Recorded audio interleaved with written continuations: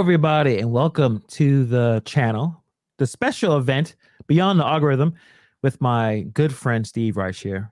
Rodeo. I think I messed up last time and I said Beyond the Gigs because I think you said Beyond the Gigs, and then I think Tony, the Driven Dad, gave us the real name Beyond the Algorithm. So it's correct, Beyond the Algorithm. How are you doing, Steve?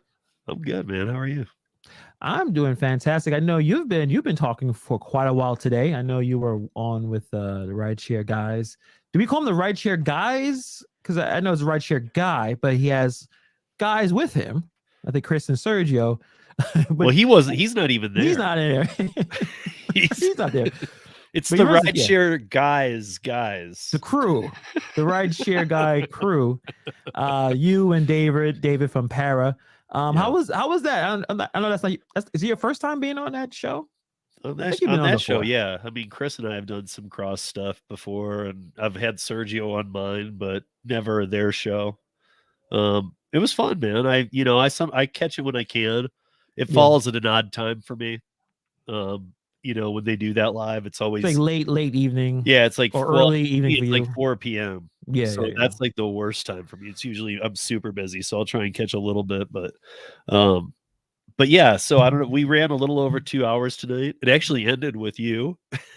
For those we can talk about that. Hannibal has put a thing out, and Sergio found it, so it was pretty cool.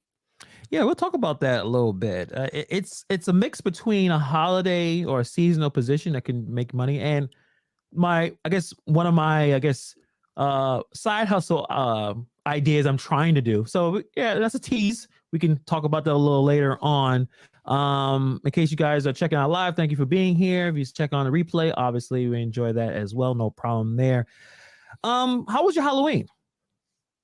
I saw your post. I did the same thing. Yeah. I don't know if I went outside all day. So that was unusual for me. Now, maybe I'm just getting used to being inside a lot because of what happened the last 2 years, but usually I would find myself out either at a party or some kind of bar, or at least enjoying it in some way. But this is the first year where I didn't even think about a costume. The candy thing, I didn't get any candy. My son, he dressed up as Bowser, and he, did the school thing, and he dressed up or whatever. But I don't think I really did anything. The only thing I did that's based, I guess it's Halloween related. I saw Nightmare Before Christmas again. I saw that movie. That's about it. So I don't know. It was kind of weird. It felt like it just came and gone. But I did spend my time doing what I enjoy doing, was editing. So it didn't really bother me all that much. Yeah, for me, I think it was just a little different because my son's finally he's old enough to do his own thing. He was out with his friends, and I used to take him to get candy. I used to, before that, I'd either be working on Halloween or I'd go out and do something. Yeah, but I had no urge, man. I was fine just sitting. I mean, if I wouldn't have got on the computer that day, I wouldn't have even known it was Halloween. I was like, that's how little I cared. This is it, man. This is it for us, man.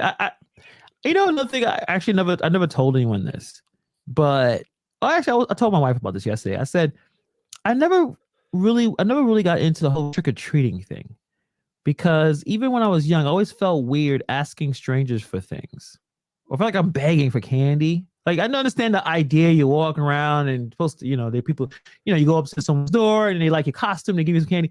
But that always weirded me out. I don't know if it's for my father with the stranger danger conversations, but I was like, yeah, you're right. I don't want to get snatched up. Or just the idea of I don't want to ask a stranger for something. I don't know. But these strangers go out to the store and buy bags of candy to give to people. So see, that's why I never got snatched up. They couldn't lure me with candy or anything. I'm like, no. And that's the thing too. I think my father, I don't know if it's a strategy. He would buy so much candy that it didn't make sense for me to go get candy because he had so much candy at the house. But I don't know if that was on purpose because he didn't want me to go outside. Because he's one of those, I think he was one of those like helicopter kind of, like he was worried a lot. Like, make sure don't take candy. Someone's slipping in razors in the apple or putting drugs in the candy. I'm like, who is going to waste their money and their time putting drugs into the candy to give to people. You know what though? When I was growing up, I gotta say, and I'm a stone's throw in front of you. Like I gotta say, like people used to. I don't know if you remember those, especially the dipstick ones. Do you remember that? Whatever it is, Yeah. anything that was in the powder format, people did used to like take syringes and stuff and push it into there. I mean, like there was a like it was prominent in Michigan where I grew up outside of Lansing. Yeah. It wasn't just we were hearing tales. It was like our area had it happen. Oh, okay. But yeah, I mean, I'm sure it did. I just don't know how. I mean, parents used to check your candy. You used to come home and have to dump your bag out, and then our parents were going through and make sure they were all airtight and stuff. Yeah, makes sense. It makes sense. I think, but my father I think the parents were taking the good candy, but yeah, like I just think my father did a shortcut. He was like, "Listen, I'm gonna buy as much candy as you want. Why would you go outside?" And I was like, "You're right. Why would I go outside? It's already been taken care of." And also, and anyone who's gonna put THC into candy, like, why are you gonna waste that good THC for what? Like that idea doesn't make sense. But other nefarious, crazy stuff, like, sure, I guess that makes sense. But yeah, so this Halloween was really chill. But yeah, I spent the whole day talking about, or at least making that video and talking about the more finance thing. I don't know. Have you seen it, Steve? Have you seen that video? Which video? Oh, the Nugs video. Oh, no. Chronicling. Oh, you haven't seen it? No. Oh, well, I'm not going to recap it. You get a chance to check it out. Is it new? I don't know. Maybe I don't see everything of his.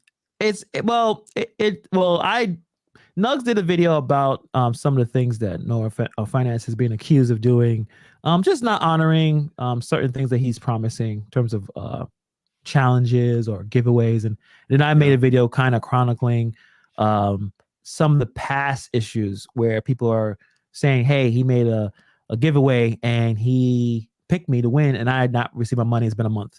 That kind of thing. Yeah, there's been a pattern of behavior. A bunch of videos the last couple days, so I know you must have been editing. But to be honest, like that's I don't know more at all. But that's one of the first. When I came around YouTube, it was right at a time when that was happening with more. Yeah. So I guess I never really needed to, because I feel like even like I was talking with you and Chad at the time, and I feel like something was going on with more finance at that time, where like exactly what you're saying, like he had done some kind of giveaways or something and wasn't honoring anything. Yeah, and that's probably the biggest problem. Is like I think a lot. I don't. Well, at least for me, I don't want to take any of my subscribers, people who check out the channel, for granted. So it's like when you say something, you're going to do something, it's really important you do it. And if you forget, no big deal. You always say I apologize and kind of move it, because I forget lots of things too. But it just seemed like it was such a pattern of behavior. And I think Nugs, I gave Nugs a lot of credit because they collab together. I think they probably consider each other friends. That Nugs felt the need to say something publicly about this that hopefully more can change his mind, because I agree with Nugs with the idea of he doesn't want anyone to be canceled. I don't want that cancel stuff. Doesn't make sense. We want people to learn and grow and kind of realize if they did something wrong and move on. So hopefully, but this is a whole new round of him doing it. Basically, he continuing the same path of behavior. But I guess that's my question. Has he continued it, or did he do it back then and now he's doing it again? We could say it's probably been the same behavior. You think like, okay, back then he may have had some issues. He went along. I haven't watched a lot of his videos, but it just seemed like he did another challenge. Seemed like a year apart. It looks like he's using breast cancer awareness this for the last month. So I guess you could say it's a yearly thing of using certain fundraisers to promote his channel. That even makes it worse. Yeah. It's like, yeah. So hopefully he can fix this, because that's what we want. Because he is a hardworking guy. He puts a lot of videos out. And I think Nugs did the right thing. And also, you guys should check out Nugs' second channel. He has another one called Nugs Too Much, and he was talking about mental health and things that he's going through. So Nugs has been killing it. And yeah, I just wanted to put my thoughts, because it's been a year of this situation. I thought he did better. I did not check out his content until Nugs kind of brought it back to mind, and I thought, wow, he's still doing this. geez, like, all right. Yeah. And then I was like, let me show some history towards this behavior. So, and hopefully he kind of figures that out. I don't know. I don't know. I don't know. I would think he would have never gone back to it. I mean, he caught a bad rap for that. You know, greed's a powerful thing, and sometimes you forget. Not forget. You think, man, But it's this is one just thing if way you're too. that way, but to come back to go to do it and then kind of whatever you did, not do it, and then to go back to it, that's really, It's I don't know. money. I don't get it. If you're trying to, because he has a channel that people recognize. I mean, like, why would you do that? I don't know. Yeah. You would assume. You would assume that it would he would learn and realize like, hey, I really don't. And I remember emailing him though, really telling him that you stop. Now, clearly I think the issue is when you're young. Maybe you were. I'm sure you may be able to relate to this. When you're young and just dumb, and you think you know everything, you think you got outsmart everyone, and sometimes you will make bad decisions. But usually, when I get caught, if I get caught making a bad decision, I get my ass chewed out, either verbal. It's hard for me to continue. I wouldn't do that again. I would learn my lesson. And he can basically say he had an equivalent of that. And he's like, frig it, I'm gonna try this again, see what happens. So yeah. Hopefully we'll see what's going on. I know he released a video today and it had nothing to do with apologizing. It was, I think, I'm gonna pick up every order for Halloween. I'm like, all right, that's cool. I still haven't watched it. I don't know why, but you just thought of it now. I saw a video that said Jen on the go is retiring or whatever she's doing. Really interesting. Yeah, it was I like the seen her in a last few months. I haven't seen her either, but she put out a video like a week or two ago. Done with Instacart. Yeah, she's done with all of it though. It's not like I'm done going to the union groups or this, or she's like, I'm just done. So okay. Yeah, it's well, you hate Instacart, so this probably would be something that you would probably understand, right? Like, I was checking out, I forgot the other creator's name, Rideshare Professor, and he's talking about algorithm busters. He's talking about we need to find a way to change up our behavior on the app. Turn off, turn it back on. Don't let them notice your behavior in terms of what you do in the apps.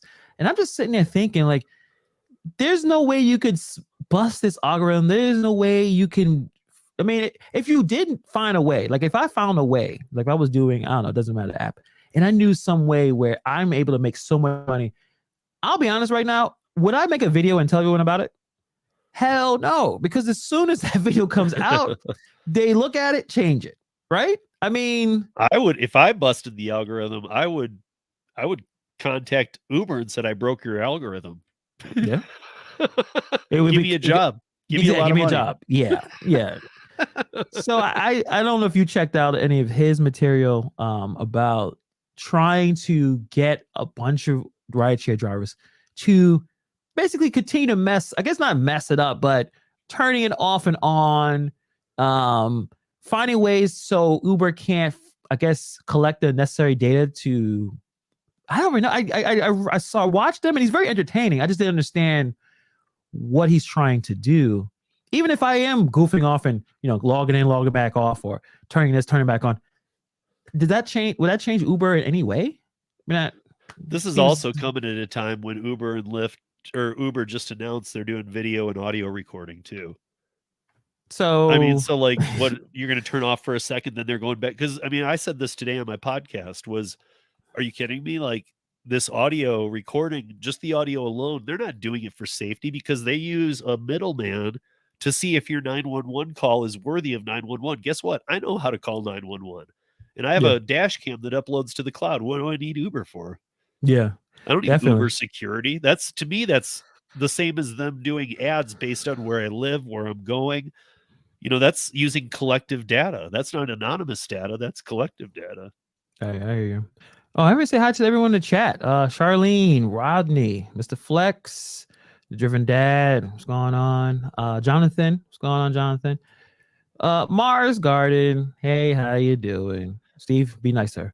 Dash Theory TV is going on. That's right. That's the yeah, we all right. That's the thing. Like, well, ladies, we just try. Like, yeah, like, don't mess it up. Like, I'm trying.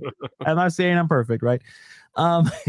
So there is something I want to talk about, and it is about beyond algorithm. It's about salary. New York City today is, I guess, started New York transparency law with salaries.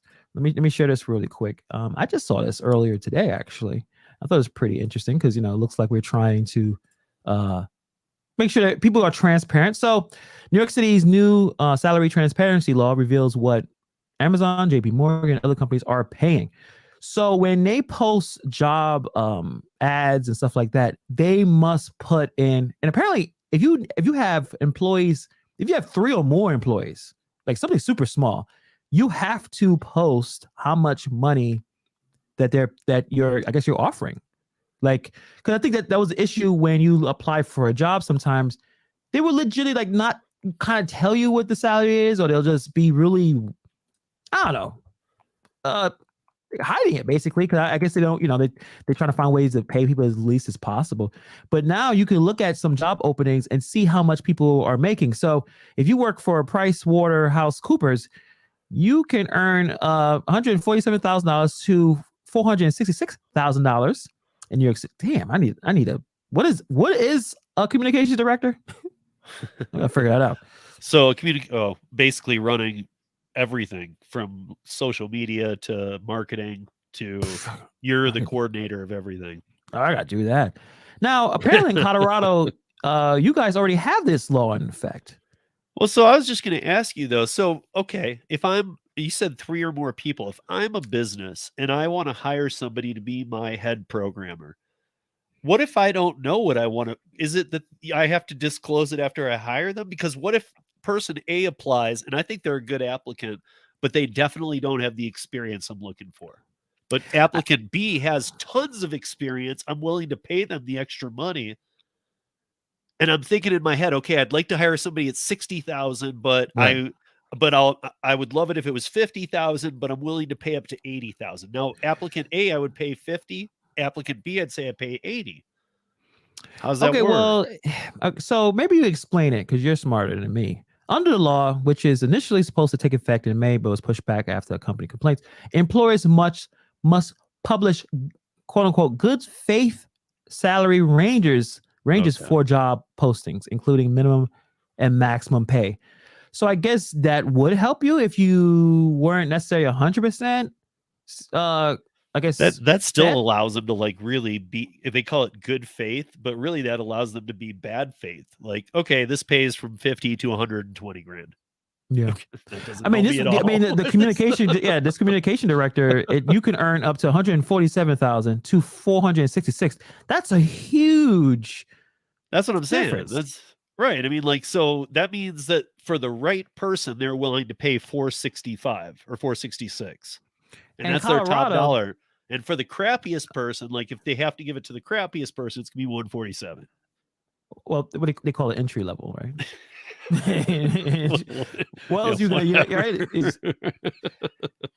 So your opinion, does this help or hurt? Now, apparently some employers, it says already angering some people are already pissed off about it. People are looking for these jobs because they see either the ranges are probably crazy. It looks like in Colorado, the company will pay you 20 grand less. Well, so was it Colorado, same job, right? Communications director. They're going to pay you 129,000 a year to begin to 109,000, 100,000. Right. So they're doing it probably based against cost of living. Damn, yeah, obviously, yeah. Geez, but I mean, if you're thinking right now, well, New York's that much higher, it should be way more. No, we're pretty high too. So yeah. But I'm just saying, like, this is, to me, I'm with the people who are getting really upset by this. If I'm an employer, I'd be pissed because this just makes me list on a Glassdoor listing 50 to 120 grand instead of what it really might be. Yeah.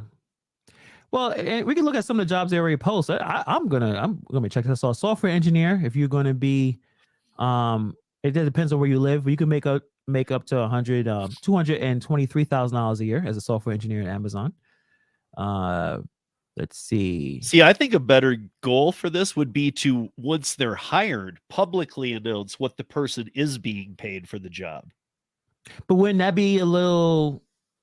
I know it gets a little personal. Yeah, but I mean, like, you could just say that your, I don't know, your communications department total is this, right? And you have 8 people on staff. I don't know how you could do it. It just seems like that would be the more interesting number, because this way it's almost like you're clickbaiting people to come apply who really aren't going to have a chance. Yeah. I mean, I think, I'm trying to think of, they did this because they said they tried to what was the point? It's intended to close gender and racial wage gaps. How does that? I don't know how publicly announcing an amount does that, though. Yeah, I don't understand how is it intended to. I mean, I want to know how much you're going to pay. And at least if you see the range, you know where the range is. Now, are you going to be upset that you're not going to get the maximum range? Well, maybe that will give the person that's applying more, I guess, motivation to really demonstrate why. Like, there's a big difference for the communication director. So if I'm trying to get to that $400,000 range, I don't want to get paid this 100. I got to really prove to this company that this is what, and also be aggressive with negotiations, right? I know there's certain, like they're saying, okay, we're going to try to close the gender gap. Well, let's be honest. Women don't negotiate as often as men do for anything, for raises, so that doesn't really change that part, right? Like, let's say you get the job and it's time to negotiate for your compensation.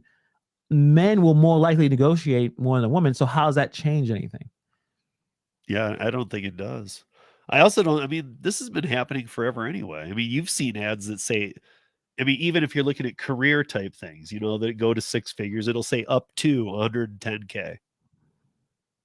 Yeah. We've all seen that language, up to. Well, what does that mean? That means that you're not going to pay me that when I get hired.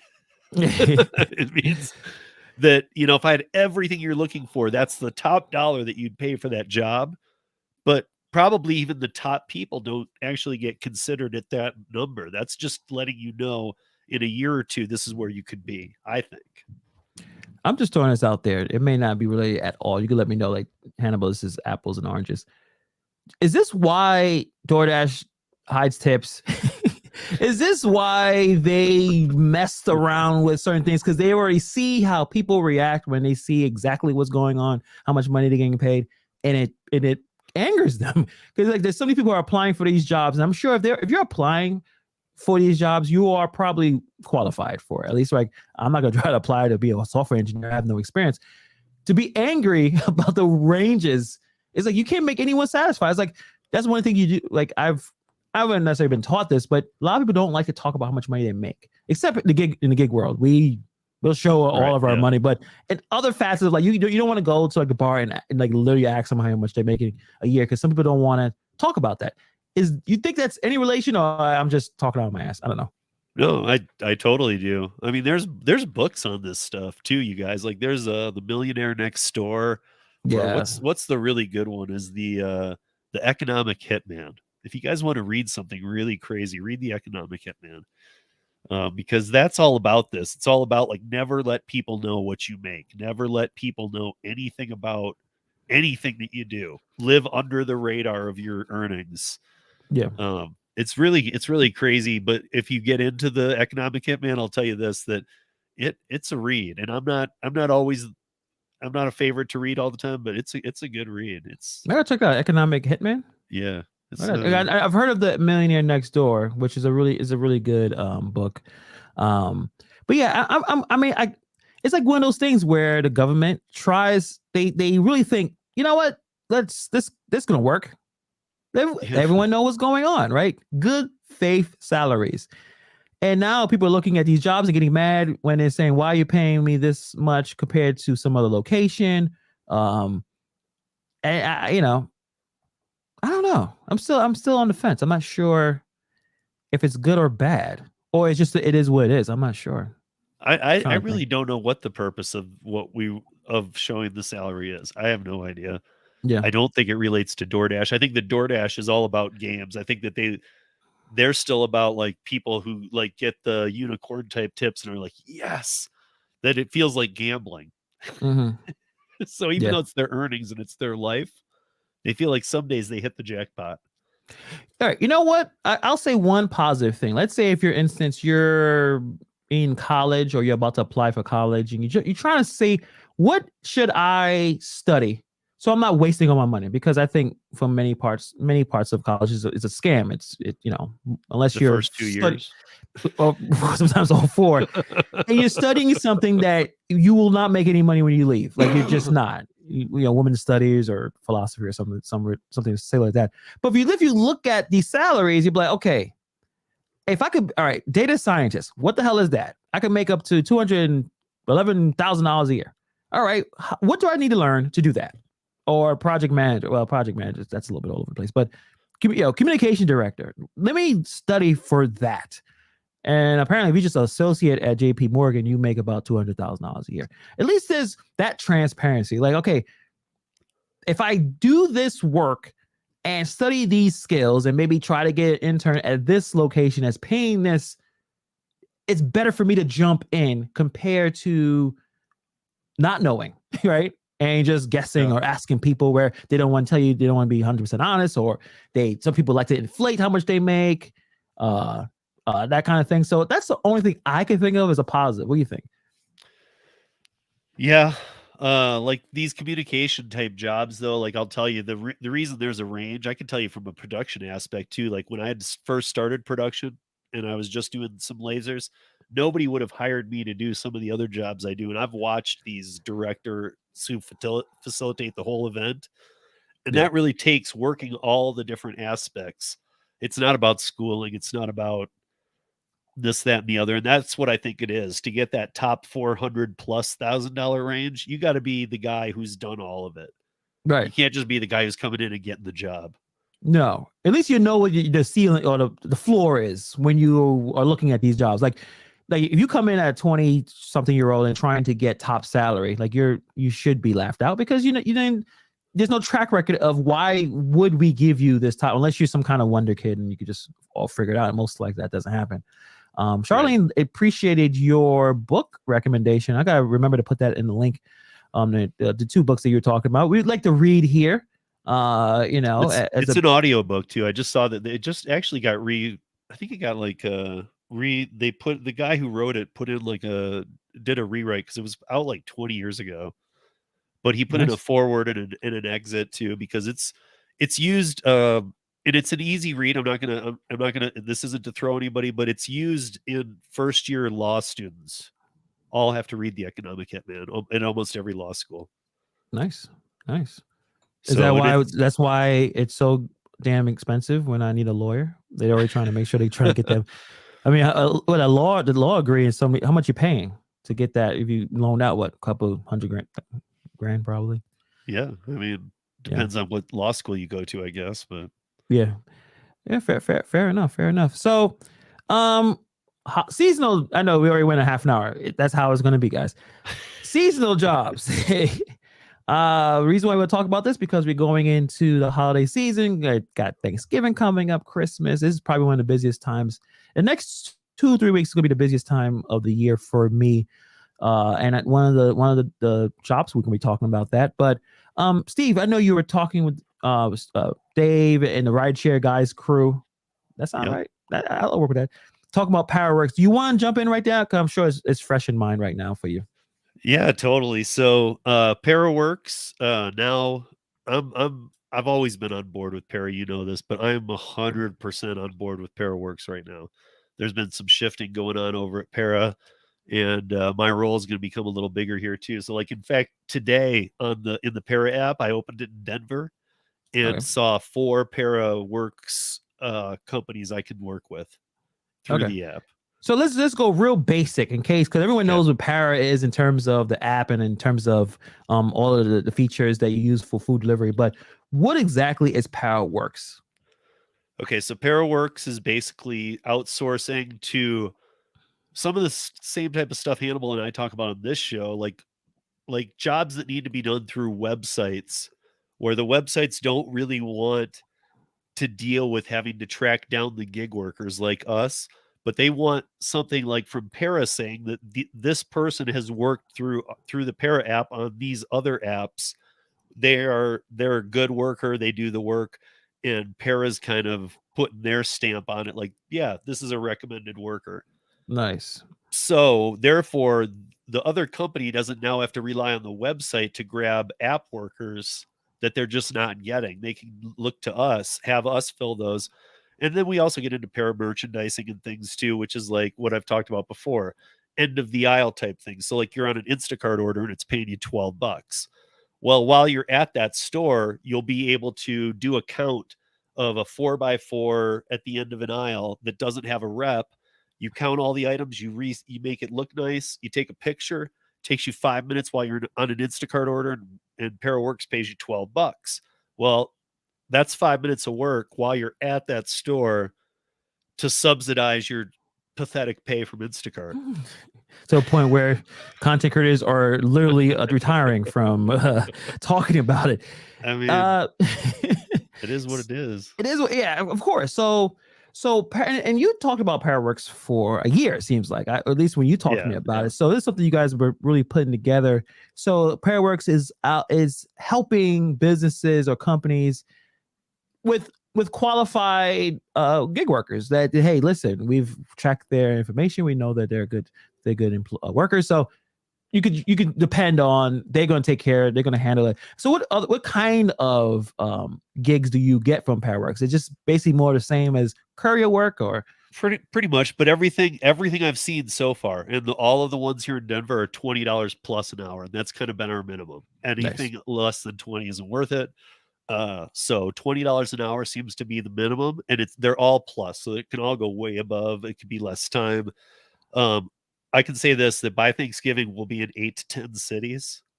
Okay, and so what cities are you currently in? Or states, and that's coming from one state before. So finally it's coming.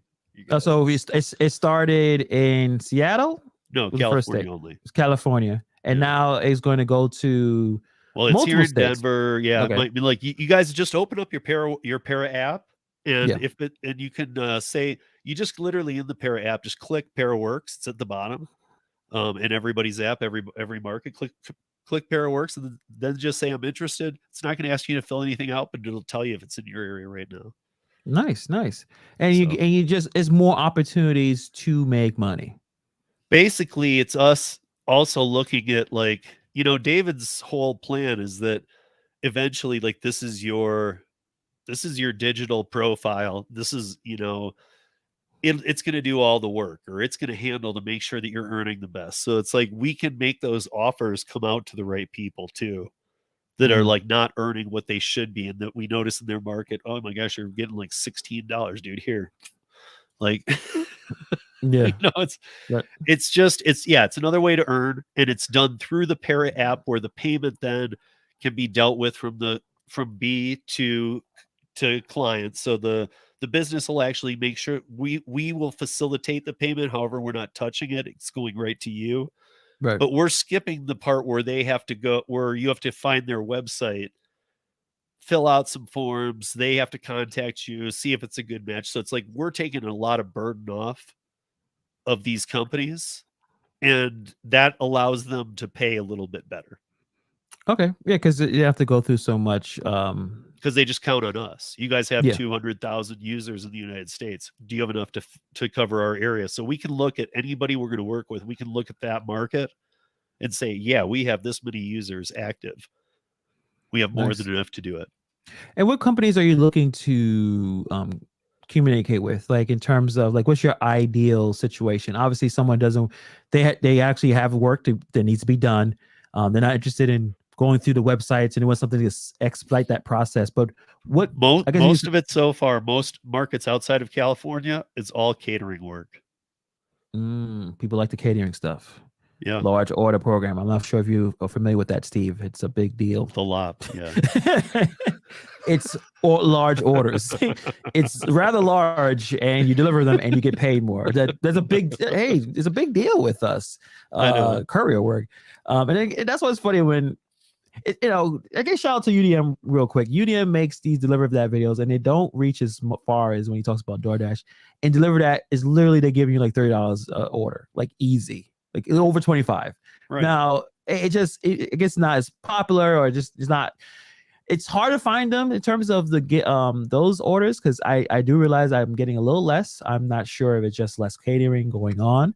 But that's a solid app, and it just doesn't get as much run. So catering order is a big deal. And right now, if you have your Power app, you can literally hit PowerWorks, and you may actually get some of those gigs, and you have to worry about your acceptance rate. And even just hit, I'm interested, even if it's not up yet, you guys, because the more pings we see from a city, that makes the next city be that city. Yeah, so. Right. I mean, that's for all of the apps. I know for Solo, for instance, it's. Yes, you want us to come to your city? Well, you don't have to fill anything out. You don't have to do anything. This is you're already on Para. So it's not like you have to download Solo and then let them know you're interested. You're already on Para. Just let us know you're interested. Yeah, I'd want to do Para work stuff. Yeah. Right? I'm assuming when you go to these companies and say, hey, we have this many people in the state ready to go. It's easier when you have the numbers rather than. Yeah, because we can say we have this many active users, but we don't know that they're not just people who only do DoorDash and don't care and will never try anything else. Yeah. We also need to know how many of you are willing to do this type work. Have you, I don't know if you noticed, but have you seen some of the data from Para? Is it mostly multi-apping that's going on, or there is just the one app, they just use it they're loyal to that one app? Do you have that information? The Para data is probably a little skewed, though, because everybody came in under tip transparency. I mean, like, people still remember or think of Para and tip transparency, and that's all. Yeah. And right now, that's my role in stepping in and really going for, like, the next 3 months. I'm going to be going huge with ParaWorks, some videos, everything, the works. You're going to be the communications director. Kind of, yeah. Well, you could look at, you could say, hey, listen, Price Water Cooper House is paying. I'll send that to David. they're paying up to $400,000. Yeah, $409,000 in Colorado. So, David, you're gonna have to meet me halfway. I'm going to be taking some of these, though, here in Denver. And that's when I'll have the real view for you guys. But the bottom line is we have had no bad feedback on the ParaWorks stuff at all. The merchandising part, whatever. People usually are like, I can't believe it, dude. When there's a pair of merchandising in California and I end up chatting with the person, they're usually like, that saves me every time. That makes me take bad Instacart orders, which makes me feel a little bad, too. Because they're like, if there's a bad Instacart order sitting there, I'll look on the Para merchandising and see if that Safeway has a merchandising availability that day. If it does, then I might just take a bad order. And I'm like, well, that's not good. Yeah. We don't want you doing that, dude. Yeah, definitely. That's that makes it feel like Prop 22 or something. Like we're just handing out money. Listen, we don't want to talk about Prop 22, because you won't stop. You'll be here for hours. So do you think PowerWorks is going to be pretty busy over the holiday season? I think it'll be huge after the holiday season. We'll see what the holiday season does, but it's already getting big enough where we were talking about rolling out in 1 or 2 cities. And now, like I said, and that's an understatement. It could be 15 or 20 by Thanksgiving. I don't know, but we'll be in 10 by Thanksgiving for sure. So you guys need to, I'm sure you probably already have the Para app on. Go through that PowerWorks. I think we it's kind of the less talked about feature you guys have, because everyone wants all the other stuff, right? Which is important, obviously. That's the way Para kind of jumped on to the map and the gig community. But you definitely want, there's potential money opportunities in the app already. You may not even know. So definitely hit that, hit the bottom of the link, and we'll talk about that as well more, because at this point it's still the algorithm, but it's beyond it, where there's an app that's trying to help, not trying to hide it or be weird. Yeah, well, it's not signing up for another app, and Para's taking no portion of the fee. It's just more like placement. Right. It's just another feature in there. Like, hey, do you guys want some gig work that pays you better than probably what you're making elsewhere? Yeah. And is a blatant attack on Instacart. It's just right. Well, Instacart was a big part of merchandising. Now I feel like this is going to be even going after some of these food ones, because the companies that Paraworks work with do not work with DoorDash or, this isn't any like other. we hate those kind of companies. So we want to work with you guys. Bad experiences. Yeah. I'm sure a lot of these, or they don't want to pay all the fees. They don't want DoorDash like slashing their stuff up 140%. Yeah. I mean, how do you, it's really difficult. And as a small business owner, if you're running a restaurant, you probably you're working as an owner and you may have your family working there, right? Because it's hard to pay for. And then every order, DoorDash is taking 30% out. And restaurants have such a small margin to make profit. It's difficult. So that's great. That's great. And we're going to definitely talk more about Paraworks in the next couple of weeks. So in terms of my favorite, or at least my go-to holiday jobs, and I actually put this up a couple of days ago on my email newsletter, the Hunger for More newsletter. So you may have already have this, you've already seen this information. If you haven't, hit subscribe. It's free. I write. I like writing. And I kind of talk about certain things that I haven't either had a chance to make a video about it yet, or but I really think that holiday season, most people spend money, right? How much money do you think you're going to be spending this holiday season, Steve? I don't know. If my heat bill keeps coming through the way it is. I'm going to start having to. Hey, this diesel situation. I mean, we want to jump in. All right, before we get into the holiday thing, all right, so we're running out of diesel. So Steve, what are we going to do? I don't know, man. If my heating bill doubles, I don't know what I'm going to do. Christmas is off this year. I'm going to Grinch it. hey, Max, go out in the back. We're going to cut some tree down. We're going to burn some firewood because we can't keep our. We're not talking about that situation often enough. Like, yeah, you go online and people are talking about it. If we run out of diesel, game over, right? Like, forget these apps because nothing is going to be moved to anywhere. There's no goods and services being transported. So, what's your thoughts on that one? Not only that, we got inflation. We got the supply chain, and as the supply chain diminishes, that means the amount of things to sell is less. And supply and demand says when there's less, make it more. Yeah. What are we gonna? All right. Are we gonna change our something channels? that should cost $100 or $50 for your kid's best Christmas gift? It's gonna be like $4,000 this year, and there's gonna be like 5 of them. So you're gonna go have to fight somebody for them too. Listen, so it looks like I'm gonna have to change my channel to a Doomsday Prepper channel. Like, okay, forget the apps. You need to survive at this point because. I mean, I saw some of the nightmare scenarios when we don't have enough diesel, and it's scary. It's a scary situation. And what's the solution? Like, what they're gonna try to do? Because 6 days ago, I remember reading it. It was like, the U.S. only has a few days. It only has days left before the supply round. I'm like, what? I saw that, especially about the East Coast. I saw something, especially your side. Do you think it's scare, like a scary tactic, like fear porn, or this a legit problem? I think there's a legit problem. Yeah. I mean, I think they've got emergency type scenarios to get us out of it. But I mean, like, is one of those put us back in lockdown? Am I being conspiracy by that? Or is it like, put everybody in lockdown again? You're right. Strain out. It's a little strain because we can't afford you guys to live life. So stay in the house. There's a story I saw on I think it was one of those business channels. I think it was either Fox Business or CNBC. There was one farmer. He's spending $1,500 a day on one tractor. $1,500 on diesel. How anyone's like. But I mean, what did he spend before though? Because I always get thrown off too by truckers saying what it costs to fill up a truck. I always forget until they say it. They're like, "Yeah, it's like $3,000." He may have said it, but he said that number, and I just lost my mind. So I mean, obviously, for him to be complaining, it must be bad, right? Like it must be more money than he is normally paying.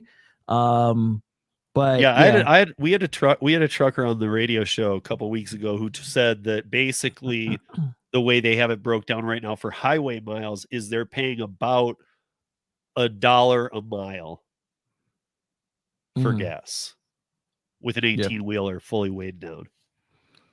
Yeah. I mean, that's, if you do that math, that's ridiculous, you guys. If you do like full coast to coast deliveries, that's $5,000 to go round trip.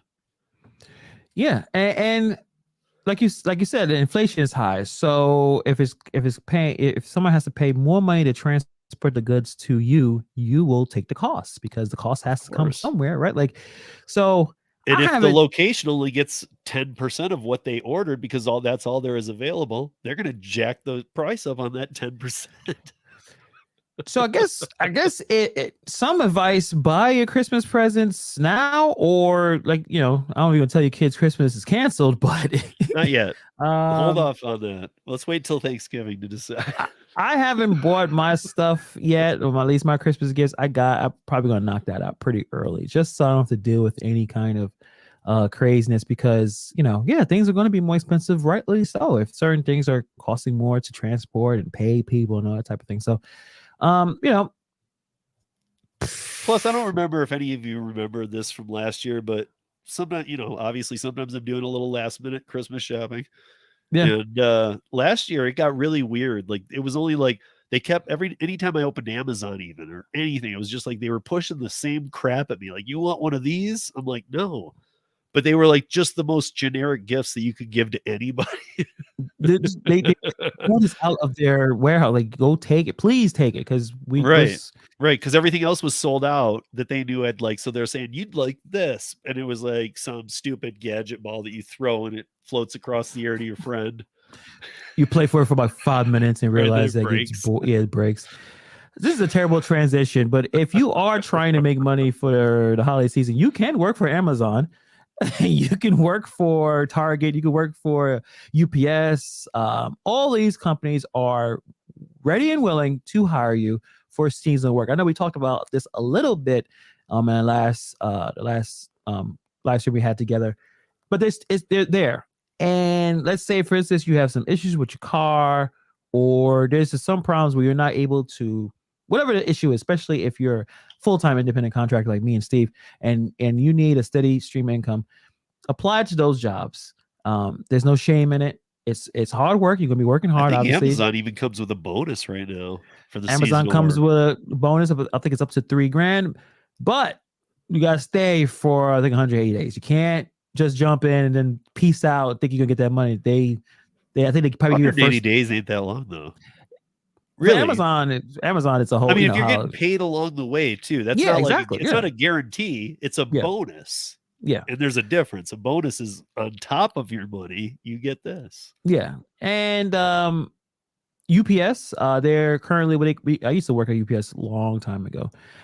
This time from like end of October to the new year. It's peak season. So they are looking for as much help as possible to get these packages either loaded up or get these packages delivered. So you could definitely jump in and get seasonal work. And a lot of these seasonal jobs, if you perform well, because remember, no one wants to work, you probably could stay on permanently.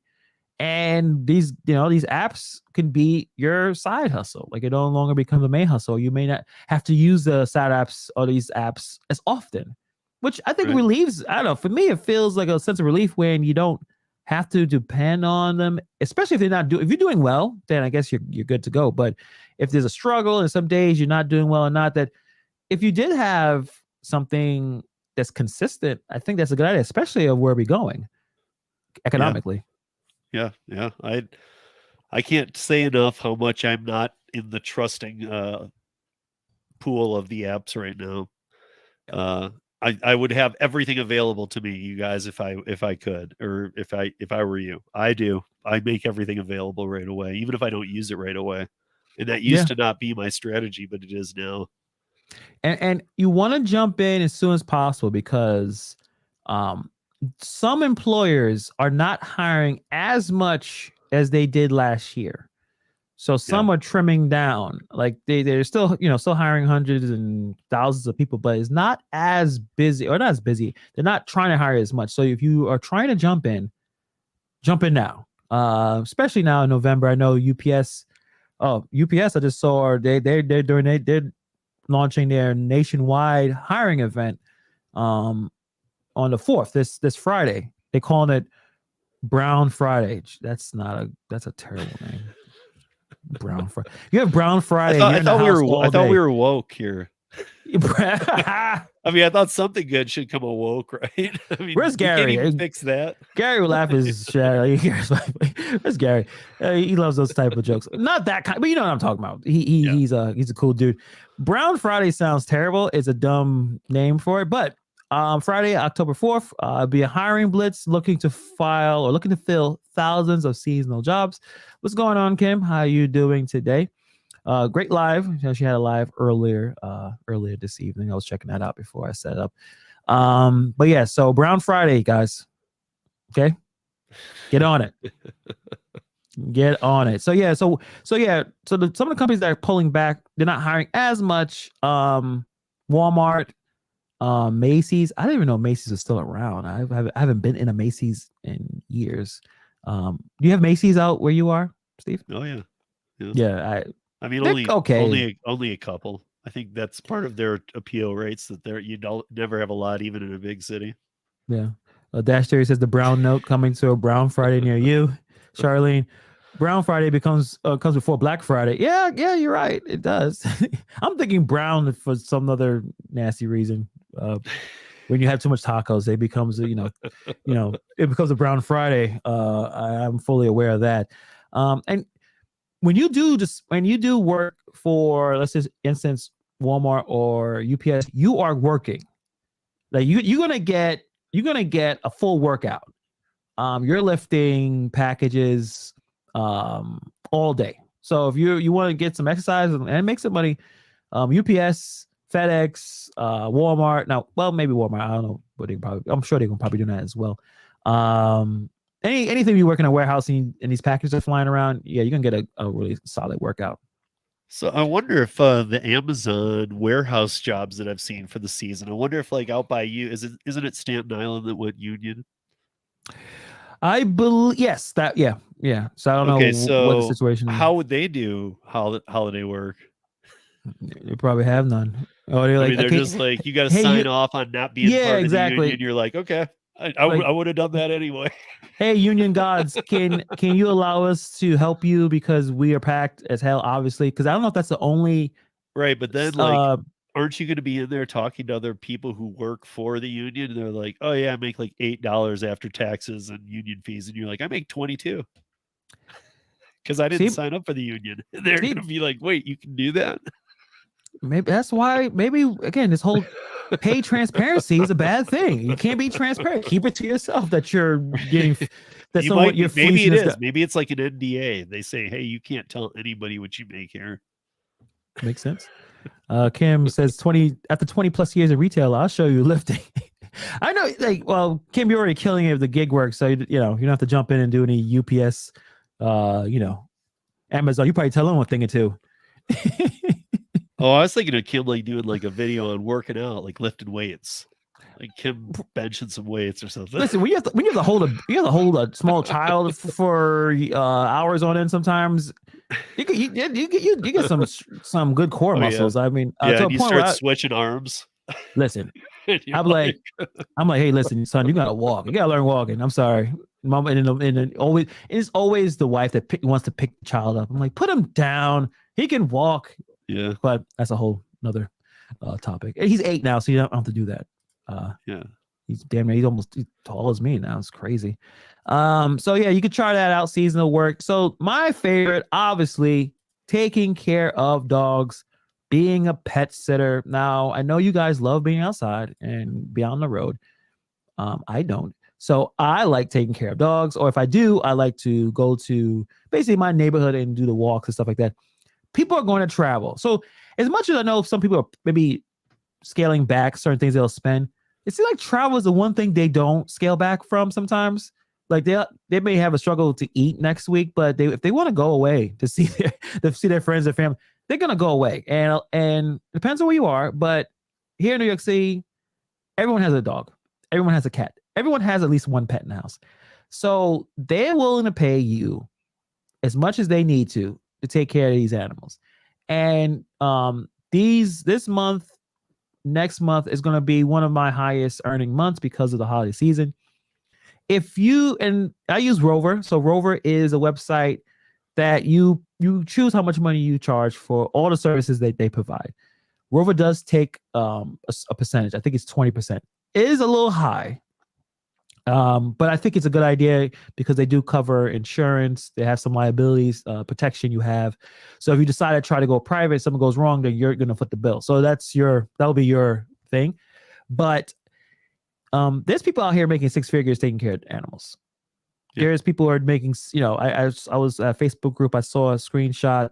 Someone made $76,000 so far with Rover. And that was a couple months ago. That she blew my earnings away. I don't make that much, but people love their animals. They love the animals more than each other.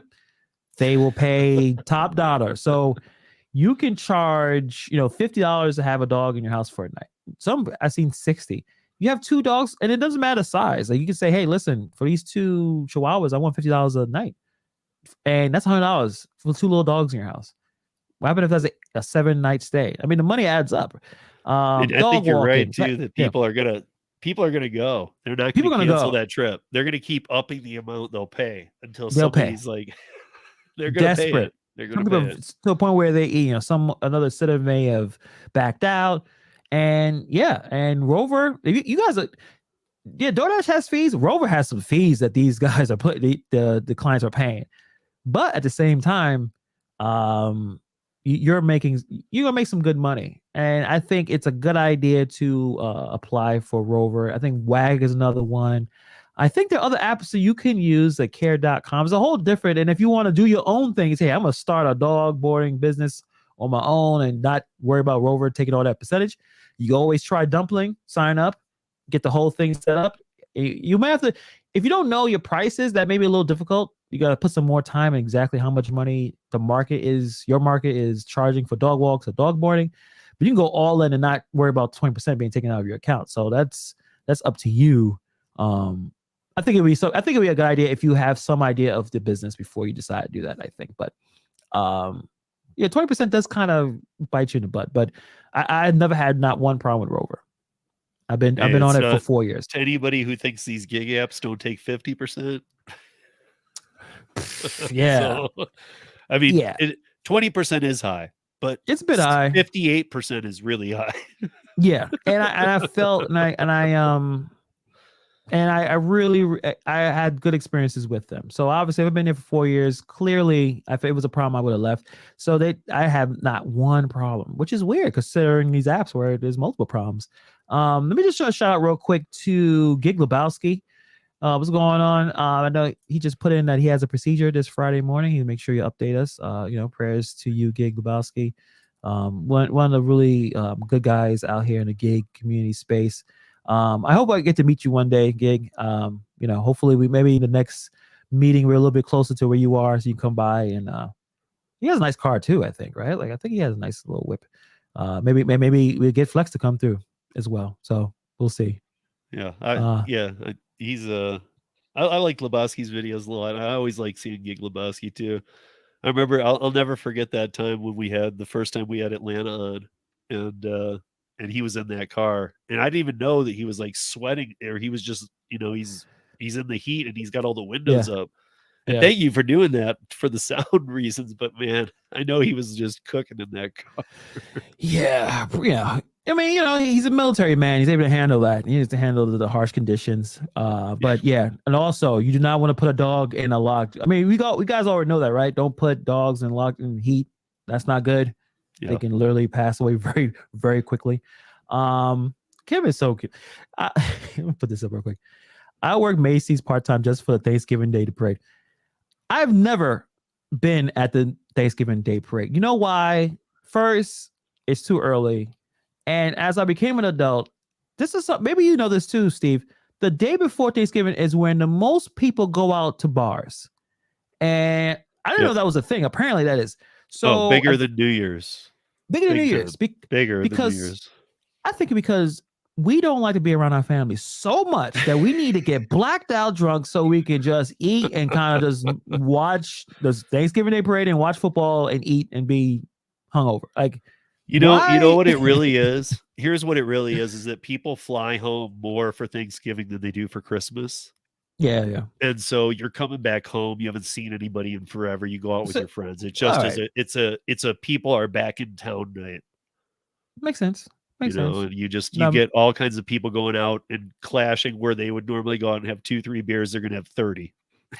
They're going to push all their limits. And as I got older, those are the days I don't want to go out. So New Year's, I don't go out. And that day I don't But that's not an amateur night, though. New Year's Eve is amateur night. Yeah. Dangerous, too, right? Like, who wants to deal with that and the cars and all that nonsense? It's just the hardcore partiers on the night before Halloween. Oh yeah. This Halloween was it's almost like I don't want to praise it, but it's almost like the professional version of New Year's Eve is the night before Halloween. They know how to tip, they know how to do everything correctly. You make tons of money. It's a great night to work. So yeah, all right. So you have work the day before Thanksgiving. Is it just a crap show? Like it's just, or people tip well and take care of you? Oh yeah, I've worked both the bars and rideshare, both crazy busy. Like New Year's, never make any money, or you barely make any because you're always on short shifts in the bar. You make none on rideshare because everybody's out. Like New Year's Eve is one of the, not only just a crappy night to work in rideshare, but you don't make any money. Yeah. If people are saying it's their best night of the year, I question that because you don't make any money. The night before Thanksgiving, in both bartending or doing rideshare, you can make lots of money. Right. So I was just wondering in terms of like in terms of I using the apps during those holidays, like going out for Thanksgiving or Christmas. I tend not to. Like I tend not to do that. I want to be home. I want to relax. I know I've seen a few people. I'm sure a few of our Gig community are gonna be out there during that holidays. But what's your preference? Is it worth going outside, Christmas morning or Christmas afternoon or whatever, or Thanksgiving to do gig work? I mean, you're a family man, so it's a little different, right? Like no. Because of a family man, no. Yeah. But also, I don't think it is. I mean, this again, it's my market, but I don't think it is. Yeah, I'm not one to follow the patterns. Like if Uber says this is the best night to work, it's probably the worst night to work. They need you. They needed you. Like it's kind of they want overflow of people. They want so many people that nobody gets to work at all. Because there's too many people. But they want the customer to pop their phone. And I've seen this too. When you out and you turn on Uber, you can get a ride in a minute, sometimes a second. Like you get very, and that's helpful for the customers, but all these Ubers competing with each other, that's the problem. So I think that's where it is. And also I thought even for Thanksgiving, I assume everyone is enjoying a home cooked meal, and like what are they ordering? Like what are you ordering that you didn't order before? I'm sure some people did some late, people are like, oh man, I didn't get this ingredient, that, and poor Instacart shop has to deal with that. But But nah, what's open? That's the other thing. What's open? Something is open. Something is open. DoorDashers are probably just out on Thanksgiving just to cancel orders. Jeez. You get in trouble with that. I think the one thing I learned about that situation, it looks like call support every time. That's not annoying. Every time, like, hey, listen, like this documented right now. It said it was closed, so don't give me any problems. I came up with a solution. I put it out on the audio podcast today. I said, why can't there be a code? If somebody's a manager of a restaurant, you're going to close early, right? If it says 10 o'clock and you're going to close at 8, but DoorDash has you open till 10. Why can't, just like the manager has to deal with the cash, the credit cards, processing, shutting the place down, locking the place up, why can't there be a 4-digit code that you call in and you type in your 4-digit code or your 5-digit code to DoorDash to let them know you're shut down for the night and to reopen tomorrow at the given hours again? Something. It just seems ridiculous. To me, it's on them. It's their terms of service. Yeah, definitely. And it looks like employees are just saying we're closed, like they're lying. They straight up saying Uber Lyft Phoenix had another video where Jack in the Box, like there's certain items they don't want to be bothered to make, and they're like, yeah, we're closed. Right. And and these employees don't know that you're messing up these drivers' ability to earn by lying. And you think it, and they're not thinking that. I know they're not. They probably, just like how they don't want to do this job and like, they probably better off not getting this order. But it is a significant problem. Yeah. Kim had a question for you. Have you, how crazy is rideshare on Black Friday? Have you been doing rideshare on Black Fridays in your I feel like time? well, am I wrong? But I feel like last year Black Friday just didn't really happen. Well, I'm doing what you like. Would you say like whatever's considered? Yeah, you gotta go out and do it. Like you gotta go out and spend money. You don't. So last Black Friday, I may have bought one thing, but I don't. But try there to weren't jump the into rushes that. and the fighting that happens every year. I Oh, feel okay. like anyway. I feel like around here, like often like there's fighting. Like places are it's kind of known for the news for like what stores got in fights. Like when Toys R Us used to be around, like, there was Oh always yeah, fights at the Toys R Us. stampede and stuff. Right, but people would fight. People would Not fist fight at Toys R Us. not a good. It's like you both grab for the last Lego set. It's like, let's go. And Well, then while Lego's you a guys are big fighting, deal. somebody else grabs it and takes it. So good thing my son doesn't listen to any of my content or watch anything because he says it's boring. He says, why you don't have a green screen? But I'm about to buy him the Lego DeLorean set, and that costs about $300. Oh my gosh. Yeah, that's the only thing I'm getting. Like that's it. I'm doing the one big awesome gift. My wife wants like 10 gifts. I'm like, he's only gonna play with like 2 of these things. Like, how about we just get him the one thing he enjoys, which is Legos? I'm gonna get the DeLorean because he knows about, he's a fan of the movies, which is interesting because that movie for him, it's like 40 years old and but anyway. So Yeah. that's $300. So that's why I need to get that now before it jumps to $600 or something like that. But the tickle me Elmo, yeah, that good thing I did not have to deal with that because that was ridiculous. I didn't get my son one of those either. So how dare you? Why you didn't get one? because I don't want that thing. I would have gone nuts if it said the same thing over and over and over and over. And damn autonomous. I would have taken the batteries out. I would have wrecked his gift. You electronics. Maya says she earned $100 last Christmas Day multi-apping. Yeah, it really depends on where you are. I think you just need to. I mean, do what you gotta do. Just do what you gotta do. The German dad, show him the dude dad video. What's the dude dad video? What is that? Put it in a link. I don't know what that video is.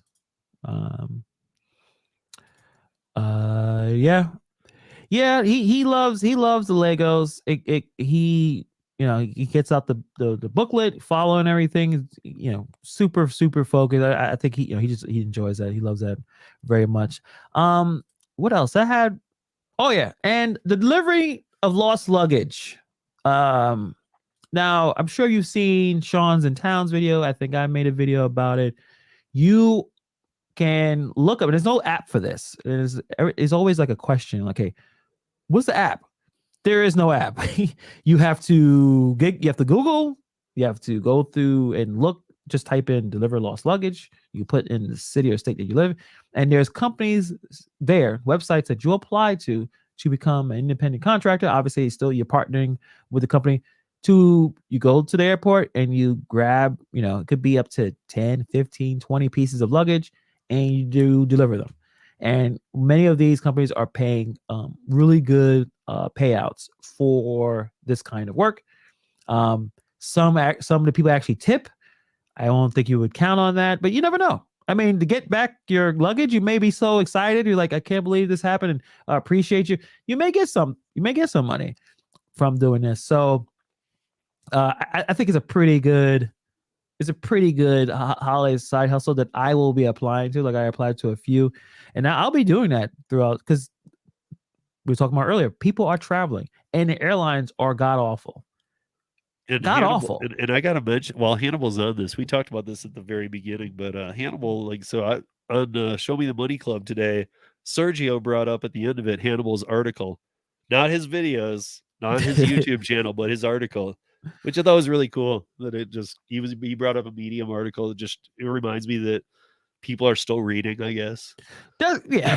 I mean, You know? and that was kind of cool because, and I'll talk more about this later on as I put more time into it. But Medium, if you guys are not familiar with, it's a social media site, but it's for writers, people who write articles, and it's for most part you can read some articles for free, but if you want to get like unlimited, I think it's like $5 a month, and they have creative like incentive programs, like a monetized program like YouTube, and you get in by having 100 followers, and there's some people, not a lot, but there are many people who can earn $1,000 a month too. It's like some have full-time incomes. So that's my latest like dive. I actually was writing my articles in St. Louis during the conference. Like, well, not during the conference, but when I was at home, I was by myself. So during the times we were, just chilling out in the house, I was typing out articles, and I was starting. I was like, no, let me try this.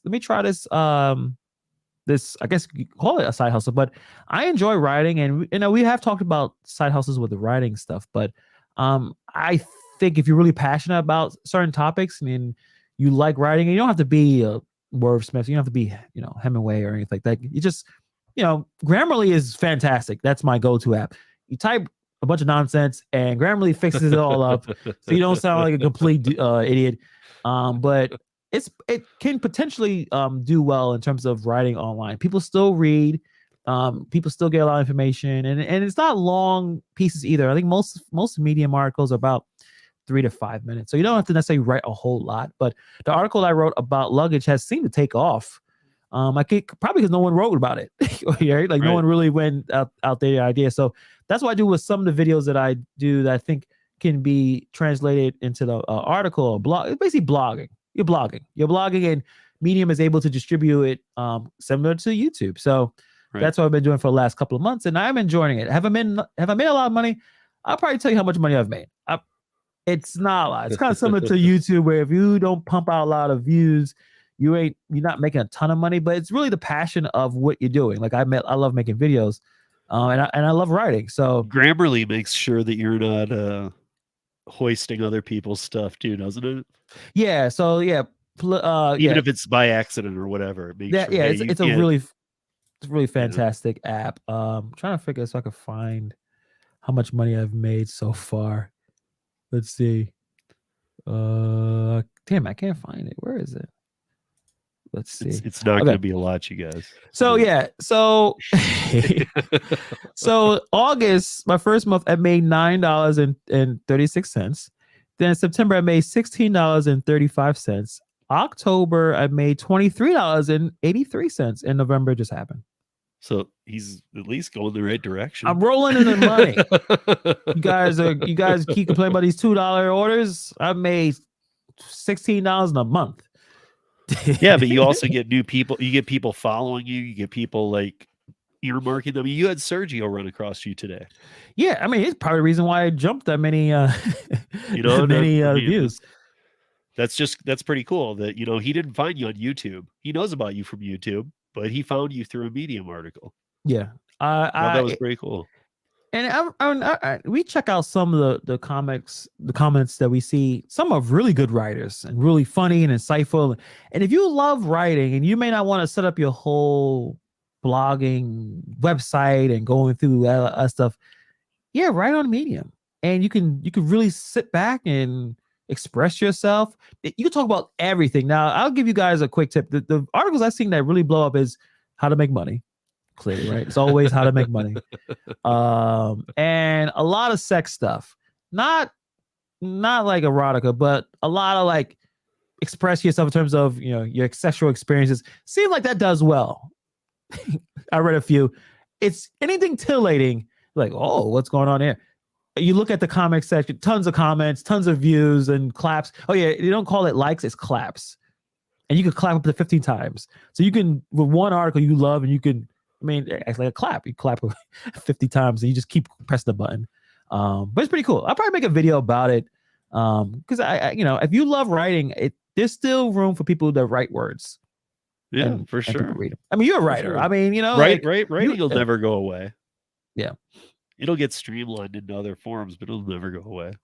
Yeah. That's where people get info from to make two content things that videos. Two things that Hannibal knows. I don't know what that means. I may have said something. Pedro, what's up? Write a Cutter Bros blog story.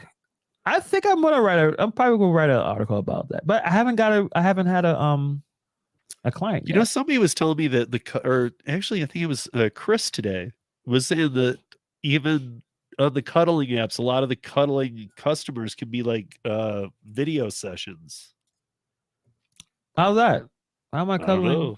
I don't get to feel. They don't get to feel anything. And he's like, you could be like, you could just play chess with somebody. This was Chris Real Rideshare Stories. Oh, like a friend thing, like rent a friend. Like I was like, dude, can't you just go? Isn't that what the internet's for? You don't have to pay for that. You literally go to chess I think chess.com and on your phone and play with someone and have them destroy you. Yeah, you don't. Yeah, I mean, but I just was like, I don't think you can cuddle like remotely. But you know what? If I don't get a client now during the holiday season, where I think a lot of people are supposed to be, some lonely people around and they want someone to rub up on. And if I don't get a client now, I'm never going to get one. So this is it. Dash Theory just put a great name for a business: unlicensed therapy. Love it. Yeah, I mean, there's a few ways you go with that one, but unlicensed therapy. Yeah, you just put some small print right after it. Yeah, I'm not licensed to do anything, but I can handle everything. I would not recommend cuddling as a seasonal job. I haven't received a lot of money from it, so I mean, at this point, I've made more money writing than cuddling, unfortunately. So, or fortunately, at least you're heading the right way with the writing. Or fortunately, right? Well, because the first cuddle could go bad, man. I think we all have this little worry about you too. Like if and when you get that first client, like what happens to you? Do you, are you okay? Yeah, right. Makes sense. Or are you in like we've talked about? Are you in a well somewhere? With some weirdo dude sitting down a bucket and stuff. A bucket with lotion, put your lotion in his skin. And he's like, "No, I'm not doing that." Like, do it. I saw the movie. I'm not doing it. I'm not doing that either. All right. So seasonal work. I think 3 I've picked. I think you want to check out the luggage stuff. Obviously the retail. All these companies are hiring, and pet sitting. I think it really works out. I mean, those are 2 that I know for sure they'll pay. Do you have any like quick ones on the top of your head? I mean, be a Santa Claus. I know you said you avoid Craigslist. Yeah, big time during the holidays. You meet some weirdos. But I would say that this is the time. This is the time to start looking in your area. Like for me, like we have a paper called The Westward here in Denver. And it's just kind of a local, it's a free paper that's out what's going on, all the concerts, all the shows, anything you might want to see in Denver, and everybody knows about it. So you grab that. A lot of weird jobs are always on the back page, but this time of year, a lot of seasonal work is on the back page. So I don't know what your market every market has one of these type papers though. Yeah, usually Backpage had a connotation for something else. I remember back in the day, a friend of mine, that Backpage was something else, advertising gig work. It was advertising gig work, but of the maybe beyond the cuddling nature. Like we should have a new video, a new series beyond the cuddling, which is other stuff that they service. But apparently Backpage.com is shut down. Oh. Yeah. I'm just those free publications that sometimes you don't want to look at that work in the back this time of year. I think it's okay because you might see some good paying gigs that really are willing to pay even these papers for an ad and say, we really need people that bad. So whatever you trust in your area, I guess is what I'm saying. Start looking now because they're going to come out. Definitely. Whatever, Pedro. Time. You said I have many friends because I'm talking about. Hey, my friend, your friend was on Backpage. Whatever, Pedro. I have the internet. I just typed in stuff. What's up, Nova Dasher? Yeah, Craigslist. Yeah, Craigslist is still around. So I think you could still find a job on Craigslist, don't you? No. Yeah, I think that Craigslist is a little bit sketchy, though. I really do. Oh yeah, it's definitely sketchy. Yeah, But I mean, I think it's really sketchy though. Like now, like this time of year, like if you're looking to be a Santa, just go somewhere that has Santa and ask if they need Santa. Don't go to Craigslist. it's a special video we're trying to set Or all of up a sudden for you're gonna get, Santas. yeah, we're gonna film this Santa thing in my basement. I just need you for a day. All right, I'm gonna check out my local Craigslist and see what kind of positions that I can get myself. That's a weird way of saying it, but let's see. Let me look. Jobs. So I'm just gonna type in independent contractor and see what pops up. Well, no, plus at the bottom it probably has, or does it not have seasonal? You want to put seasonal? You want to see seasonal gigs? Yeah, put it Let's see, season. Just write seasonal. seasonal. Okay, seasonal gigs. Okay, so we see. First one, volunteer. Volunteer. No. Work So at home. Pay. Neighbors storage in your house. No. Right. That's a drug dealer going out of town. Lyft driver. Lyft is still paying or still putting in ads in Craigslist. Jeez. Well, you don't have to pay for it. They're just going in there and literally, and it could be in there is some driver's referral link, right? Yeah. Don't they? He just puts it in every day. Don't you? I thought you get deactivated when you do that. No. Yeah, but this is Craigslist. No, so this is the Wild Wild West. They can't prove anything. Props to Craigslist for continually keep the same interface. They don't update a damn thing. It's old school internet. I mean, at least I give it that. Like, yeah, it should be more protections. Like, stop all the scam and spammers that's probably in here. But I like how it still has that old school look. I don't know. You can sell Christmas trees in New York City. Okay. You make some good money. Yeah, it's like Craigslist is like a step up from MySpace. I think MySpace look a little better than this. Like I think Craigslist is maybe older than MySpace, right? I think so. Yeah, someone's spamming. Oh, so you can earn. This is a side hustle. Earn to 50 to 70K as a surrogate. Okay. No experience. I don't think that's seasonal, but and you get a $1,200 season. That's a long season. $1,200 screening bonus.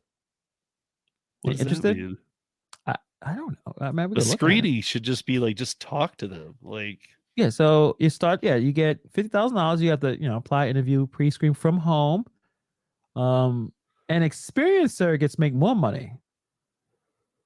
So if you could prove that your baby maker works, yeah, your baby maker. So yeah, if you're in Connecticut, guys, if you want to be a surrogate, this is a high-paying gig. But when you calculate it, 50,000 for 9 months or let's say when you really have to deal with the pregnancy, like you after month, no, you have to deal with it, but when you're not able to just move the way you want to move in terms of being physical. Right, that's not a career. You can't. I mean, you could, but you don't want to be doing this every year. Why not? Why not, Steve? What's the problem? There's women who have 15 kids. You think they were doing it for 15 years straight? All right, we'll talk about that later. A high-end family needs an executive housekeeper on the Upper West Side. Upper West Side is very wealthy people over there. Gift wrapper. Now, I did see some videos or some articles about gift wrapping. They'll fire me in the first 5 minutes. I was always terrible at wrapping gifts.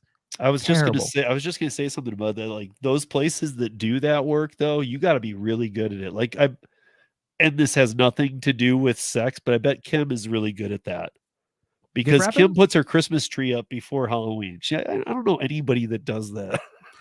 Her and Mariah Carey, they love the Christmas. They love the whole vibe. Yeah, they will fire me. And this one's a weird one. A private family office needs a seasonal gift wrapper. Like, really? Well, I like the one that you said on the Upper East Side or whatever. Like, first of all, this is where they're gonna put their ad. Like you said, it's really wealthy people. They're going to go to Craigslist. They don't like have a better line on a person. Probably not. So I'm gonna look at two more. Okay, I want to look at this work from home neighbor's garage in your house. I don't know what this means. Oh, you get paid to store things. So some weirdo is going to store a box that I don't know in my home. Yeah. And they're looking for independent hosts that's gonna, or you can earn up to $300 monthly. Right. Yeah, this is what I'm saying. This is like drug dealer Christmas. They put all their drugs at your house. They go on vacation. You list for free too. You want to list your garage? Free. Unfinished basement? No problem. No charge. You respond to renters, weirdos. They're like, hey, take this bin, take this oil drum and keep it in the basement. Don't tell anyone. I'll pay you, $300 a month for it. Yeah, that's not gonna work for me. This says landscapers, instant working payment, earn up to $5,000 weekly. Well, I can quit everything. I'm getting $5,000 a week. Plows and mows. Plows and mows send you reoccurring lawn care customers. Oh, I don't know how to take care of a lawn, so I'm out. See, this is what Craigslist is to me, is just sketchy. Yeah. I don't think you could. I don't know. I wouldn't really spend too much time on Craigslist. You know what, Steve? I'm going to get a Craigslist job gig in spite of you, and I'll make a whole video about it. And if you don't hear me from a week or two, I am dead. But hopefully, you hear from me. That shows that. Just to prove me wrong, Hannibal's going to put his life on the line. Novadad said, Craigslist said, if it ain't broke, don't fix it. The problem is there is some brokenness into it, but I like the aesthetic of the site, not the site itself. Because there is some Craigslist. They've labeled some serial killers the Craigslist killer. So you think the Craigslist killer is telling me I can make $5,000 a week? Well, I think it's still, I mean, like that. I don't know if they finally took it down. I don't remember whatever happened, but I know Craigslist used to have like a lot of sexual stuff up there too that I think they ended up taking down, though. Some of it, at least. Because some of it went way too far. Yeah, used to call it was it intimate encounters or something like that? They probably took it out. Yeah, they took it out. But then they had subgenres too. I mean, it got like just weird. You'd look at it and be like, is this a joke? Tell me about it. What did you see?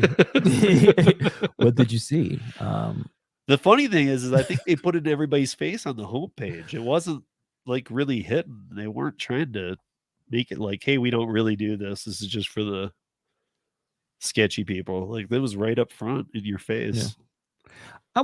I'm wondering if Craigslist works well with local communities. Like, that's the thing. Craigslist is a word or still a phrase that you use for certain things. Like, I post, I'm trying to give away this free table that's going to be outside hey, go take it. Like, those kind of things. Right. Like, really, not necessarily looking for a job, but I've seen people say I got a job from Craigslist. So it's not necessarily. I know. I would look up a garage sale on Craigslist. Yeah, because like I said, it's free. It's free to. Well, that's about all. Yeah, great. Yeah, only garage. I'm not going to go sales. Christmas shopping on Craigslist. Fair enough. I'm not going to meet people on Craigslist. Bring a friend or meet at a public place. You don't have to worry about getting in trouble. Kim says, what if they don't pick up the box? Are you going to open it? Well, yeah, I'm gonna look in. Well, is the box sealed? First, you gotta tell me what the box is. Like, if I'm gonna, you can bring something. Can you hold this? I need to know what's in it. This is not the Uber Connect situation. I was just gonna where you're getting paid. Yeah, you're getting paid. Why they do it on Uber Connect? You guys are driving boxes around. You don't know what's in those. No, I don't. But no, they need to revamp that too. That's weird and sketchy. This spot right here. Okay, what? We'll let you know. Just go. Yeah. Fair enough. I think we were all over the place. Yeah. We gotta figure out what we're gonna do in the next one. But I think we provided some information, at least sparked the idea that there's several ways to make some money for the holiday season. I've had my favorite ways. Steve is anti-Craigslist, but check out Para. You have the app on your phone. Go to ParaWorks. They're spreading fast. As went from one place to now they're gonna launch it a lot of places. So definitely want to check that out, where you're able to make more money on top of it. And also, dude, if you're doing Instacart, there's potential you can make doing something else on top of that to make even more money. Like, can't complain about that. Just sandwich it in between your work so that you're making more. But we are not trying to subsidize Instacart. This is not with this. It just happens to work out that way. Yeah, like it's really helping the gig worker that's they're doing what sadly they have to do. It makes them feel like they could take a cheap order. You shouldn't do that. Still get the best orders because you don't know what's going to happen. Gig Giggity says, well, the box leaks question. The box leaks. Yeah, leaks. Yeah. We were not going to do, you know what? No, I'm not going to do it. I was going to say, I'll apply anyway. So, Steve, this is what you made me do. Yeah. Now I got this leaky box, leaking grease fluid. I don't know what I'm going to do. No, I'm not going to do that.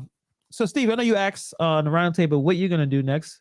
Right? So what you got planned for this week, next week? What you got going on? What I know you have probably a few. This Pair of Works thing is gonna be big. I got the dumpling, my first dumpling customer. I start next week, and nice. So yeah, I mean a lot of shifting is gonna happen because I'm preparing people. This is me preparing for curry to slow down. Yeah, because we're rolling into the winter. I don't know that it will. It might. This is the hottest curry's ever been in my market right now. I'm getting the most orders I've ever seen. But I don't know that, I'm just preparing. Right. I'm not saying it's going to happen, but I'm just preparing. Yeah, you want to set up yourself up in case things go sideways. So you got or just die out completely for 3 months. I mean, I don't know. What if it just stops because it's snowing? What if there's just no curry work? Yeah, fair enough. So you got that. You got the dumpling thing. So are you gonna do your master plan with dumpling and Instacart? You're gonna do that? Yes. You should definitely tape that. You should definitely record that. I'm gonna, especially now with the Pair of Works thing going on. I'm gonna be making videos about this. It'd be funny because do you have all of your like cards and all the stuff set up yet? No, but I might get different cards sent from Vistaprint anyway because I don't want to tie dumpling to anything that they've printed. Okay, makes sense. Yeah. So it'd be like all your original like fonts and colors. So it would just be like, hey, listen. Yeah. Please review me here at this website. My performance with Instacart. When you get there, you'll learn, oh my gosh, he's way better than Instacart, and he's one person, and I could just hire him. Nice. You gonna have like a QR code type situation or website? How you gonna? Well, I'll be on dumpling, but I'm thinking like a full size flyer that I just staple around the food. Are you getting a big? That's so low tech. Stamps. You know what? It works. It works. Sometimes we get to because I'm talking about in my mind. I'm thinking, oh, you get your business card, you put the QR code. Not everyone gets the QR code thing. Like some people still big sheet of paper. Talking about big sheet, old school. Staple it. Yeah, that's smart. You're not getting around. You're gonna see it. You're gonna see it. You don't have to, because most likely, who's going to actually go to QR codes or go to a website? So that makes sense. I am really interested to see what happens. How long this is going to work before someone says something. Especially because I don't have a lot of Instacart under my belt. It's not like I have hundreds of orders I've done. So all of a sudden they're going to see an active account, and on every just order, push I'm it. just gonna be, all right. I'm wondering, like, even you trying to find work, but you still not going to take bad orders because you're not going to want a client that's not tipping properly either, right? So you still but like you said, you also said that it's really hard to find good orders on Instacart. So are you just going to be just sitting there just like, no, I'm not doing that. No, I'm not doing that. Okay, I think I could do this. This person seems like they're paying a decent amount of money. Yeah, I don't know how. I don't really have I need to talk to an Instacart person probably because the way they stack things now too, like with the person that did tip with the person that didn't. Yeah, figure out how. It's like, how am I going to figure that out? Because one of those two people is probably a good target for me. Or you could put it in the note: if you didn't tip, rip up this paper. Right. If you didn't tip, don't read this more. You probably don't know how to read, so just you're not understanding this. Just throw it away. If you didn't tip, I don't like you. Right. This is kindling to start your fire. That's funny. Yeah, I'm looking forward to that. That's gonna be fun. But yeah, good one, Steve. I know we went all over the place, but I think people enjoyed it. Hit the like if you liked this conversation, and we're gonna be coming back in another 2 weeks with some more ideas. I haven't figured out what we're going to be talking about, but I'm sure it can be a little bit of everything. in terms of the gig world. Really enjoy our conversations, Steve, and I'll be with you Thursday. I know we don't have the guest anymore. Will Gary be back? Gary better be back. Okay, just making sure. I know he wasn't here last time. And I'm talking shit as if I don't take some days. Like, yeah. No. Yeah, he's no, he shouldn't be back. I don't see any reason he wouldn't. So okay. And the last comment I will show from Kim. Don't worry, Steve. I got your Christmas gift off of Craigslist. Awesome. So as long as you met the person, you dealt with it. You did. I'm looking forward to it. But awesome. So yeah, Kim, John, Dash Theory TV, Steve, and me will be hanging out Thursday at 9 p.m. That we know Kim doesn't lie. So that means Kim got me a Christmas present, and it's gonna be something random from Craigslist. I doubt she really went to Craigslist. No, you got me like Nova Dash. We're looking at it too. Like now, I'm looking at Craigslist to see what they have to offer. They still sell things. Yeah, so some of these pictures look. Hey man, awful. All jokes aside, maybe I'm totally wrong. Maybe we all need to do our Christmas shopping on Craigslist. I don't know. Maybe times are tough. That's what I'm saying. Back to the diesel and back to the supply chain and all that. Maybe the best finds are going to be garage sales and Craigslist. I don't know. We're going back. We're going back in time. Craigslist, MySpace, Friendster, all those websites. It's over because no diesel. What else are we going to do? Right. Yeah. Good luck. I mean, we might not even have gifts, so we'll have each other. we might have to Grinch this Christmas. I don't know. We'll see. We'll see in the next couple of weeks. Hopefully not. Definitely. All right, guys. Thank you for hanging out with us a little later in the evening. Nice hour and a half. I feel like time flew by. I felt like I just sat down. Thanks, Steve, for coming through as always. Yeah, no problem. All right, guys. I love these. We'll see you in 2 weeks. See you in 2 weeks, guys. Later. Peace.